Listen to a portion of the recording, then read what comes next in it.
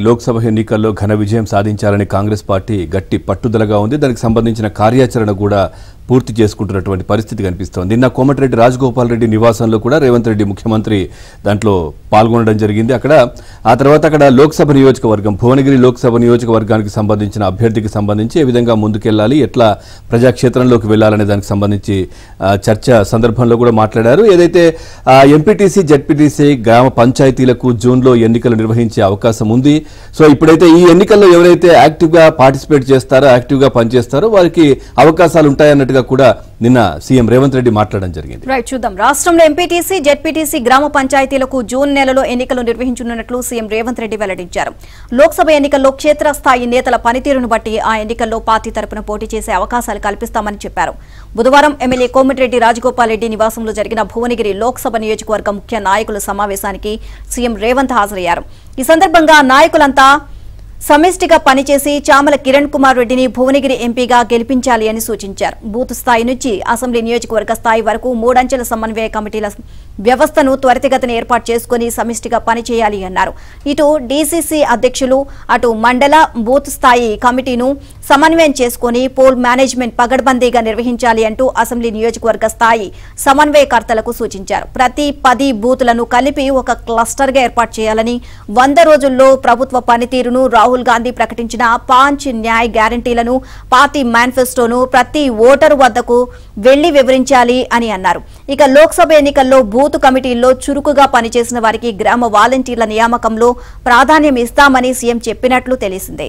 ఇక రాష్ట్ర వ్యాప్తంగా 30,000 మందికి పైగా వాలంటీర్లతో వ్యవస్థను ఏర్పాటు చేస్తామని, ఇందులో మహిళలకు ఎక్కువ అవకాశం కల్పిస్తామని, 6,000 గౌరవ వేతనం ఇస్తామని చెప్పినట్లు సమాచారం.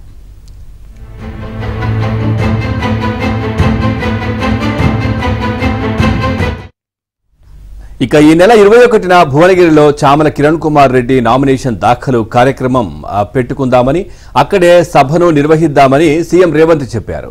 ఈ కార్యక్రమంలో తాను కూడా పాల్గొంటానన్నారు. మే నెల మొదటి వారంలో నల్గొండ, చౌటుప్పల్లో ఏఐసీసీ అగ్రనేత ప్రియాంక గాంధీ రోడ్ షోలు ఉంటాయని తెలిపారు.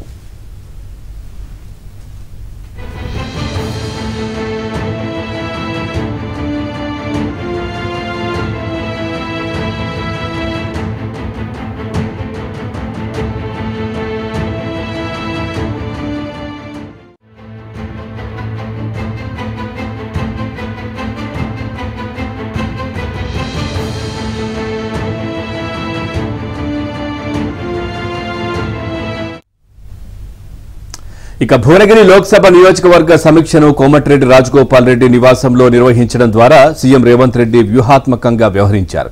నియోజకవర్గంలోని పార్టీ నేతలంతా ఒక్క తాటిపై ఉన్నారని, పార్టీ అభ్యర్థిని గెలిపించడానికి సమిష్టిగా కృషి చేస్తున్నారనే సంకేతాన్ని ప్రజల్లోకి పంపించారు. ఇక ఈ నియోజకవర్గం నుంచి సీఎం రేవంత్ రెడ్డి సన్నిహితుడు చామల కిరణ్ కుమార్ రెడ్డి ఎంపీగా పోటీ చేస్తున్నారు. అయితే రాజగోపాల్ రెడ్డి భార్య లక్ష్మి కూడా భువనగిరి టికెట్ కోసం చివరి వరకు పోటీ పడ్డారు. ఇక ఈ నేపథ్యంలో నియోజకవర్గంలోని నేతల మధ్య విభేదాలు లేవని చెప్పేందుకు సీఎం రేవంత్ రెడ్డి ముందుగా వారి ఐక్యతపై దృష్టి సారించారు. ఇక ఇప్పటి వరకు జరిగిన నిజామాబాద్, సికింద్రాబాద్, వరంగల్ నియోజకవర్గాల సమీక్షలను తన నివాసంలోనే నిర్వహించిన సీఎం భువనగిరి సమీక్షను మాత్రం రాజగోపాల్ రెడ్డి నివాసంలో ఏర్పాటు చేశారు. ఓవరాల్ గా దీనికి సంబంధించి మరిన్ని అప్డేట్స్ మా కరెస్పాండెంట్ సిద్ధార్థ్ అడిగి తెలుసుకుందాం. సిద్ధార్థ్, అప్డేట్స్ ఏంటి దీనికి సంబంధించి? నిన్న భువనగిరికి సంబంధించినటువంటి పార్లమెంట్ సమీక్షా సమావేశాన్ని రేవంత్ రెడ్డి నిర్వహించారు. దీంట్లో పలు కీలకమైన విషయాలను రేవంత్ రెడ్డి వెల్లడించారు. ముఖ్యంగా జూన్ లో ఈ ఎన్నికల కోడ్ ముగిసిన తర్వాత లోకల్ బాడీ ఎలక్షన్స్ ని నిర్వహిస్తామని, ఆ లోకల్ బాడీ ఎలక్షన్స్ లో పార్టీకి సంబంధించినటువంటి కార్యకర్తలు ముఖ్యంగా లోక్సభ ఎన్నికల్లో ఎవరు యాక్టివ్ గా పార్టిసిపేట్ చేస్తారు, ఎవరు ఎక్కువగా పార్టీ కోసం పనిచేస్తారో వాళ్ళకు అవకాశాలు ఇస్తామని చెప్పారు. ఇక దాంతో పాటు ఇందిరమ్మ కమిటీలను కూడా ఏర్పాటు చేస్తాం. ఇందిరమ్మ కమిటీలో ప్రతి గ్రామంలో 6 సభ్యులు ఉండేలా ఈ కమిటీలు ఉంటాయని, ఉన్నటువంటి సభ్యులకు 6,000 గౌరవ వేతనం ఇస్తామని చెప్పారు. ప్రభుత్వానికి సంబంధించినటువంటి పథకాల ఇంప్లిమెంటేషన్ లో వీరి పాత్ర చాలా క్రియాశీలకంగా ఉంటుందని కూడా రేవంత్ రెడ్డి చెప్పారు. దీంతో రాష్ట్ర వ్యాప్తంగా ఉన్నటువంటి కాంగ్రెస్ క్యాడర్ కి ఇండైరెక్ట్ గా లోక్సభ ఎన్నికల్లో ఎవరైతే కష్టపడతారో వాళ్లకు అద్భుతమైన అవకాశాలు ఉంటాయని రేవంత్ రెడ్డి చెప్పినట్టు మనం అర్థం చేసుకోవచ్చు. ఇంకా తన ఎన్నికలకు సంబంధించి 14 సీట్లు గెలవడమే లక్ష్యంగా కాంగ్రెస్ పార్టీ ముందుకు వెళ్తుంది. దాంట్లో భాగంగా కార్యక్రమాలను నిర్వహించాలని భావిస్తా ఉంది. ముఖ్యంగా ఈ 100 రోజుల పాలన గత 10 సంవత్సరాల పాలనను కంపేర్ చేస్తూ కొన్ని కరపత్రాలు ముద్రించాలని కాంగ్రెస్ పార్టీ భావిస్తా ఉంది. దానికి సంబంధించిన కార్యక్రమాలు కూడా కొనసాగుతున్నాయి. ఇక రేవంత్ రెడ్డి 14వ తారీఖు, ఈ నెల 14వ తారీఖు నుంచి మే 11వ తారీఖు వరకు వివిధ నియోజకవర్గాల్లో కార్యక్రమాలు, బహిరంగ సభల్లో పాల్గొంటారు, ప్రచారానికి కూడా వెళ్తారు. ఇక 17 మంది అభ్యర్థులు నామినేషన్లు వేసే సమయంలో వాళ్ళతో పాటు రేవంత్ రెడ్డి కూడా హాజరయ్యేలా ప్లాన్ చేస్తా ఉన్నారు. నామినేషన్ వేసిన రోజే అదే నియోజకవర్గంలో బహిరంగ సభలు పెట్టాలని కూడా రేవంత్ రెడ్డి భావిస్తా ఉన్నారు.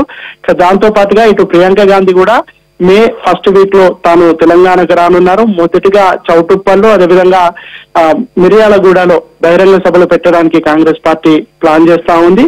దాంతో పాటు మధ్యలో రాహుల్ గాంధీని, చివరిగా సోనియా గాంధీతో హైదరాబాద్ వేదికగా భారీ బహిరంగ సభ పెట్టాలని కాంగ్రెస్ పార్టీ భావిస్తుంది. దీనికి సంబంధించి ఏఐసిసి పెద్దలను ఈ రోజు రేవంత్ రెడ్డి కలవనున్నారు.